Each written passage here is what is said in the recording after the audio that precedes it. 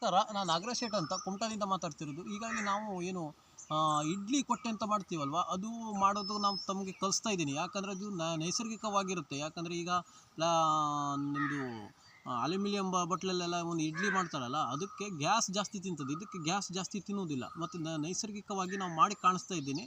ಇದು ತಾವು ನೋಡ್ಬೋದು. ಇದನ್ನು ಈ ಎಲೆಯನ್ನು, ಇದು ಹಲಸಿನ ಮರದ ಎಲೆಯನ್ನು ತೊಗೊಳ್ಬೇಕು. 2 ಎಲೆಯನ್ನು ತೊಗೊಂಡ ನಂತರ ಇದು ನಾವು ಬಿದಿರಿನ ಕಡ್ಡಿಯನ್ನು ಮಾಡ್ಕೊಂಡಿದ್ದೀವಿ. ಬಿದಿರಿನ ಕಡ್ಡಿ ಮಾಡಿದ್ರು ನಡೀತದೆ, ಮತ್ತು ನಮ್ಮದು ಇದು ಬರ್ತಲ್ಲ, ತೆಂಗಿನ ಮರದ ಗರಿಯ ಕಡ್ಡಿಯನ್ನು ಮಾಡಿದ್ರು ನಡೀತದೆ.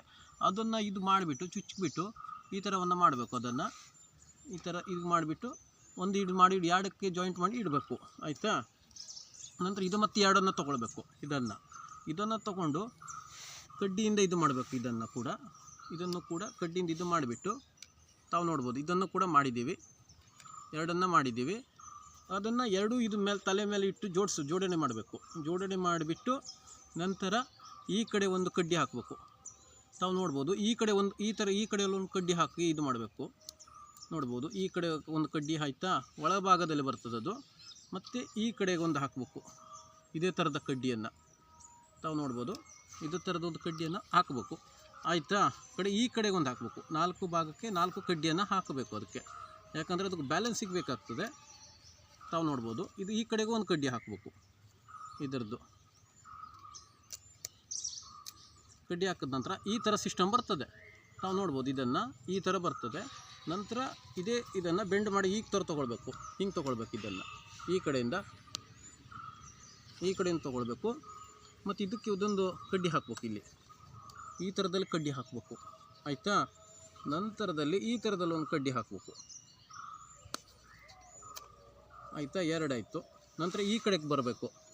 ಈ ಕಡೆ ಬಂದುಬಿಟ್ಟು ಈ ಥರದಲ್ಲಿ ಮತ್ತೊಂದು ಕಡ್ಡಿ ಮತ್ತು ಕೆಳಭಾಗದಲ್ಲಿ ಒಂದು ಕಡ್ಡಿ ಹಾಕಬೇಕು. ಮತ್ತು ಮೇಲ್ಭಾಗದಲ್ಲಿ ಒಂದು ಹಾಕಬೇಕು ಕಡ್ಡಿಯನ್ನು. ನೋಡ್ಬೋದು. ಈ ಥರ ಮೇಲ್ಭಾಗದಲ್ಲಿ ಒಂದು ಹಾಕಬೇಕು, ಆಯಿತಾ. ಇಲ್ಲಿ ಬರಬೇಕು. ಈ ಕಡೆ ಬಂದು ಇದೇ ಥರದ ಸಿಸ್ಟಮ್ನಲ್ಲಿ ಮಾಡಬೇಕು. 2 ಕಡ್ಡಿ ಮೇಲೊಂದು, ಕೆಳಗಿನ ಭಾಗದಲ್ಲಿ ಒಂದು ಕಡ್ಡಿ ಕೊಡಬೇಕು. ಇಲ್ಲಿ ನೋಡಬೇಕು. ತಾವು ನೋಡ್ಬೋದು. ಈ ಕಡೆ ಮೇಲ್ಭಾಗದಲ್ಲಿ ಒಂದು ಕಡ್ಡಿ ಹಾಕಬೇಕು, ಮತ್ತು ಇದು ಕೆಳಭಾಗದಲ್ಲಿ ಒಂದು ಹಾಕಬೇಕು, ಆಯಿತಾ. ಈ ಲಾಸ್ಟಿಗೆ ಎಂಡಿಗೆ ಬರ್ತದಲ್ವ, ಈ ಥರದಲ್ಲಿ ಮತ್ತೊಂದು ಕಡ್ಡಿ ಹಾಕಬೇಕು. ಇದನ್ನು ಇದು ಥರ ಈ ಬೆಂಡ್ ಮಾಡಿಬಿಟ್ಟು ಇಲ್ಲಿ ಒಂದು ಕೂಡ ಕಡ್ಡಿಯನ್ನು ಹಾಕಬೇಕು, ಮತ್ತು ಕೆಳಭಾಗದಲ್ಲಿ ಒಂದು ಕಡ್ಡಿ ಹಾಕಬೇಕು. ತಾವು ನೋಡ್ಬೋದು. ಕೆಳಭಾಗದಲ್ಲಿ ಒಂದು ಹಾಕಬೇಕು. ಈ ಥರ ಒಂದು ಕೊಟ್ಟೆ ರೆಡಿ ಆಯಿತಾ ನಮಗೆ. ಈ ಥರ ರೆಡಿ ಆದವಾಗ ತಾವು ನೋಡ್ಬೋದು. ಕತ್ತರಿಗೆಯಿಂದ ಇದನ್ನು ಕಟ್ ಮಾಡಬೇಕು. ಒಂದೊಂದೇ ಕಟ್ ಮಾಡ್ತಾ ಹೋಗ್ಬೇಕು ಮೇಲ್ಭಾಗದಲ್ಲಿ, ಆಯಿತಾ. 3 ಭಾಗದಲ್ಲಿ ಕಟ್ ಮಾಡಬೇಕು. ಇದು 3 ಎಲೆಯ ಒಂದು ಚೊಟ್ಟನ್ನು ಕಟ್ ಮಾಡಬೇಕು. ಕಟ್ ಮಾಡಾದ ನಂತರ ಇದರಲ್ಲಿ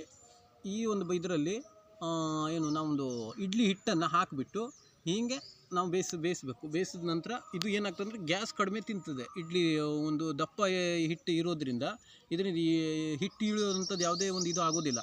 ಅದಕ್ಕಾಗಿ ಇದರಿಂದ ಇಡ್ಲಿ ಮಾಡಿದ್ರೆ ಮತ್ತೇನಾಗ್ತದೆ ಕೇಳಿದ್ರೆ ಇದಕ್ಕೆ ಗ್ಯಾಸ್ ಕಡಿಮೆ ತಿಂತದೆ. ಹೀಟ್ ಆಗುವಂಥದ್ದು ಭಾಳ ಇದಿರೋದಿಲ್ಲ, ಮತ್ತು ನೈಸರ್ಗಿಕವಾಗಿರ್ತದೆ ಇದು. ಆ ಒಂದು ನಿಟ್ಟಿನಲ್ಲಿ ನಾವೊಂದು ಹೇಳೋಕ್ಕೆ ಇಷ್ಟಪಡ್ತೀನಿ.